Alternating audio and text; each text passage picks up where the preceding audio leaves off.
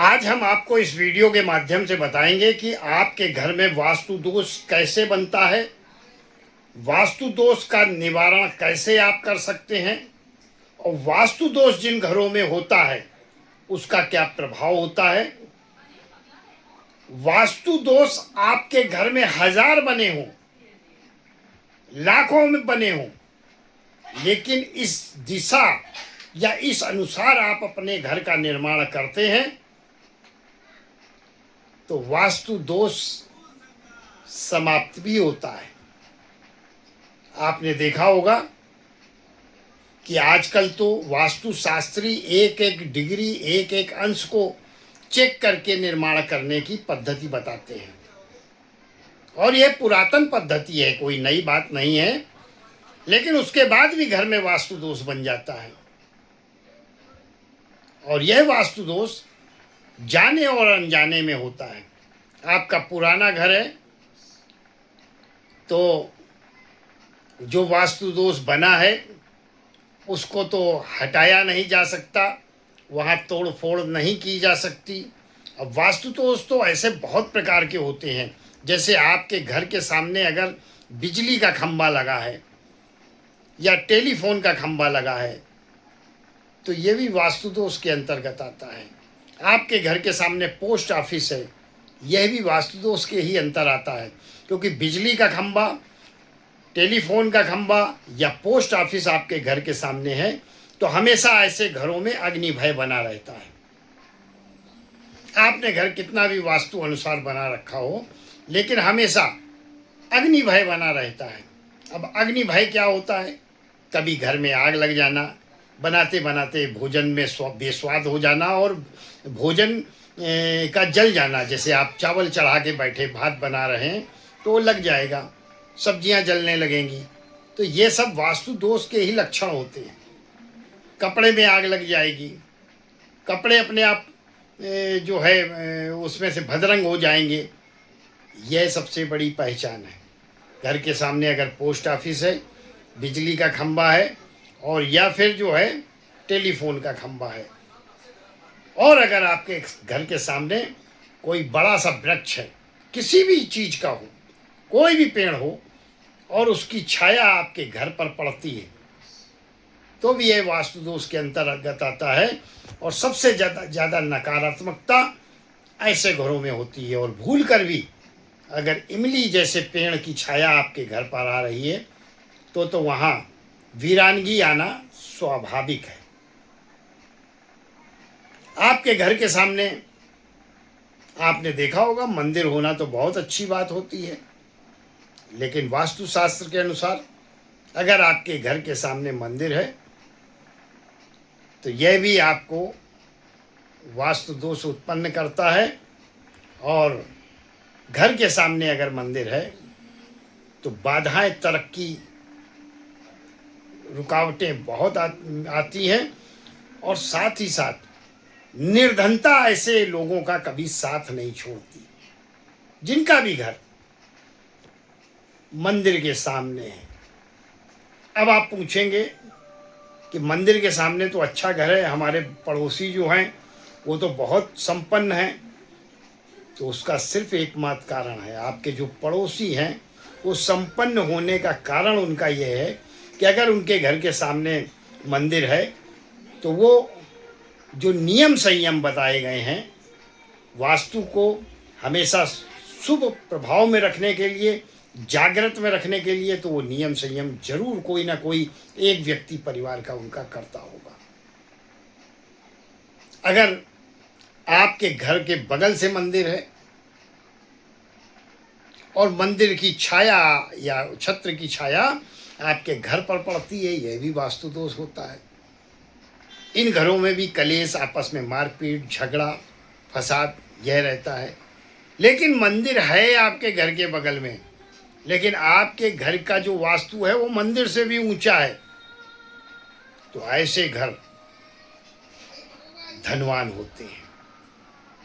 बहुत छोटी छोटी सी बातें हैं। आपके घर में हमेशा जीना जो है वो अगर क्लॉकवाइज में घूम रहा है तो आपके घर के तमाम वास्तु दोष दूर होते हैं।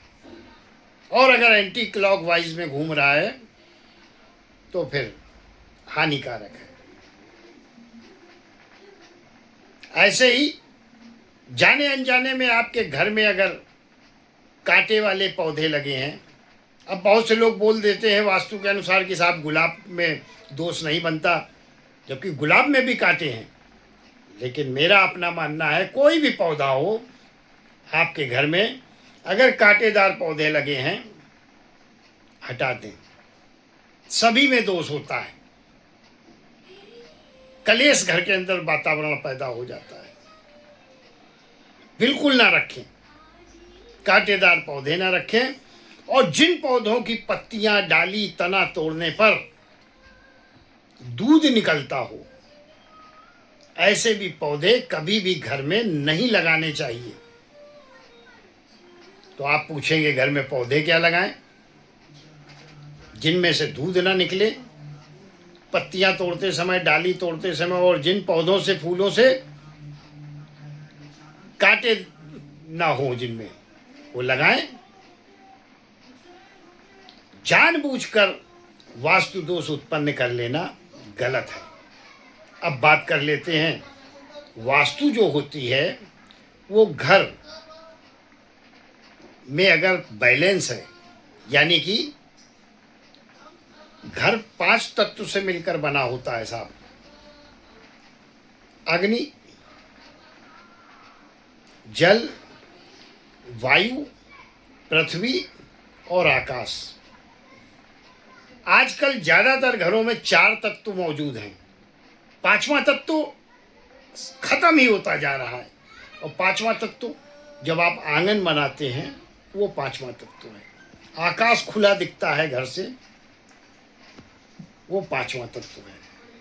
आप कितना भी वास्तु के अनुसार घर का निर्माण कर लें, अगर आपका घर के अंदर आंगन नहीं है, कुछ नहीं, आकाश तत्व मौजूद नहीं है। और अगर गलती से भी ऐसे में ब्रह्म स्थान पे आपने अगर पिलर खड़ा कर दिया या दीवारें खड़ी कर दी, तो उस घर का बर्बाद होना तो निश्चित है। वंश वृद्धि नहीं होती ऐसे घरों में जो ब्रह्म स्थान पर दीवार या खंबा, पिलर खड़ा कर देते हैं। तो वास्तु बनाते समय आप जितने वास्तु शास्त्रियों से पूछेंगे, सबको दक्षिणा देते जाएंगे, हजारों रुपए की, लाखों रुपए की, और कहीं ना कहीं दोष आपको हमेशा बना रहेगा। किसी से भी आप पूछ लें, कितने भी बड़े विद्वान से पूछ लें, उसके बाद भी आपके घर में वास्तु दोष बना रहेगा। अब क्या करें? आज हम आपको इस वीडियो में वो उपाय बताने जा रहे हैं, वो बात बताने जा रहे हैं कि आपके घर में वास्तु दोष भी है तो भी वास्तु दोष का कोई असर आपके ऊपर नहीं पड़ेगा, अगर आपका घर इस पद्धति से बना है तो। समझ लो, आपका किचन ईशान में है या आपका लैट्रिन बाथरूम भी ईशान में है, चलो बहुत खराब दोष माना जाता है।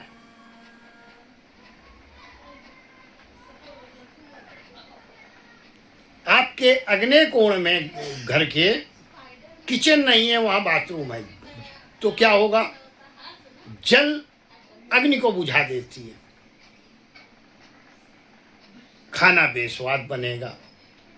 और ईशान में अगर है तो फिर समझ लो लंका लग गई व्यक्ति की।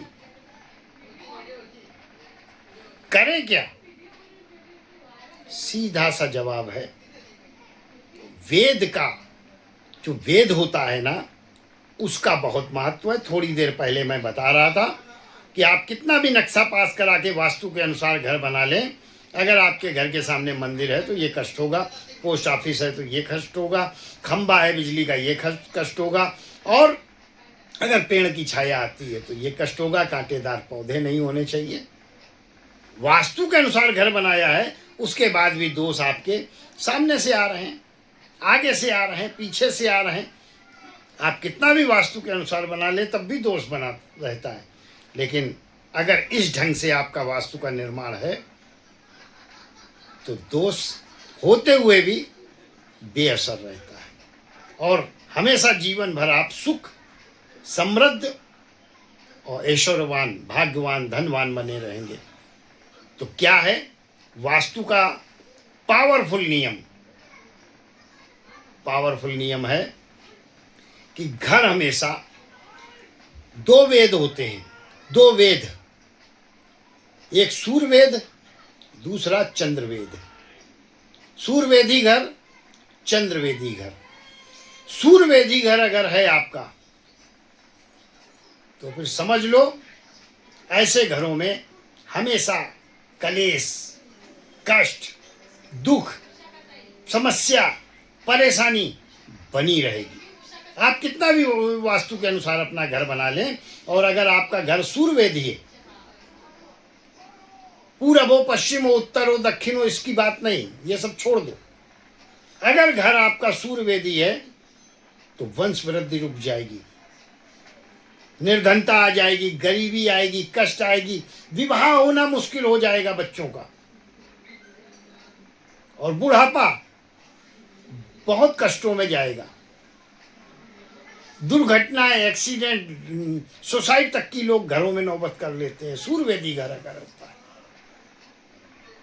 और अगर आपका घर चंद्रवेदी है तो ऐसे घरों में वंश वृद्धि होती है, ऐसे घर धनवान होते हैं, ऐसे घर संस्कारवान होते हैं, ऐसे घरों में ज्ञानवान लोग होते हैं और ऐसा घर जीव मान, सम्मान, पद, प्रतिष्ठा सब कुछ प्राप्त करता है। तो जान लें सूर्यवेदी घर और चंद्रवेदी घर का मतलब क्या है। जिस घर की लंबाई पूरब पश्चिम में ज्यादा है और उत्तर दक्षिण में कम है, सूर्यवेदी घर है।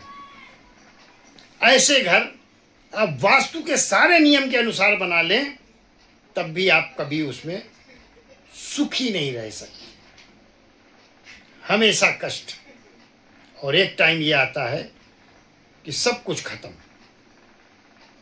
और अगर आपका घर चंद्रवेदी है तो चंद्रवेदी घर आपके घर में हमेशा वंश वृद्धि बनी रहेगी, किलकारियां गूंजेंगी, खुशियां रहेंगी, एक दूसरे में प्रेम रहेगा और माता लक्ष्मी की, वास्तु देवता की, वास्तु पुरुष की और आपके पितृ देवताओं तक की कृपा प्राप्त रहेगी।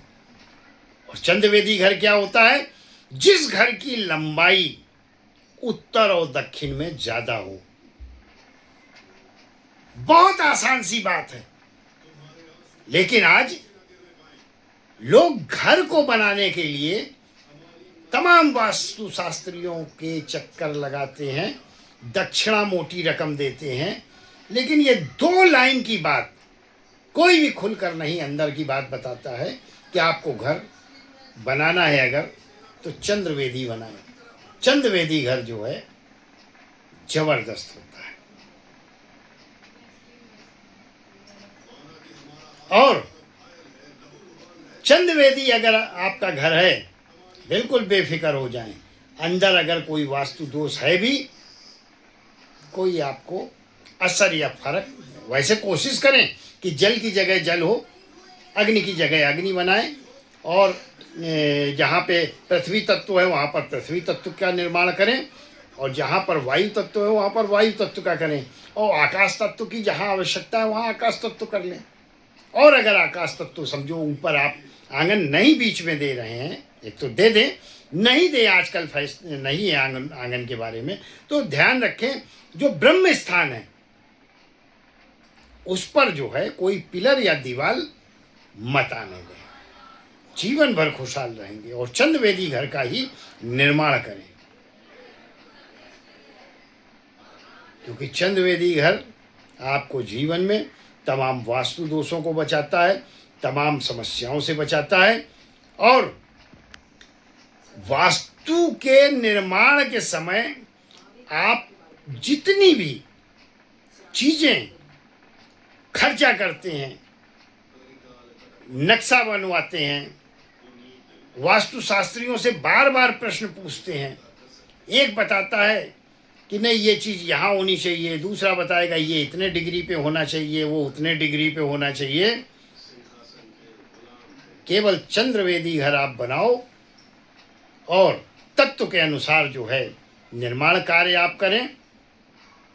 वास्तु की समस्या चाहे घर के अंदर की हो या घर के बाहर की, कोई दिक्कत नहीं होती और ऐसे घर हमेशा खुशहाल रहते हैं। हमेशा ऐसे घरों में रहने वाले लोग सुखी रहते हैं। आपका भी अगर कोई प्रश्न हो तो ज़रूर स्क्रीन पर मेरा नंबर दिया है, आप मुझे कॉल कर सकते हैं, व्हाट्सएप मैसेज कर सकते हैं, कमेंट कर सकते हैं। आपको निश्चित रूप से जवाब देने का प्रयास करेंगे। वीडियो पसंद आई हो तो लाइक ज़रूर करना, चैनल को सब्सक्राइब ज़रूर करना और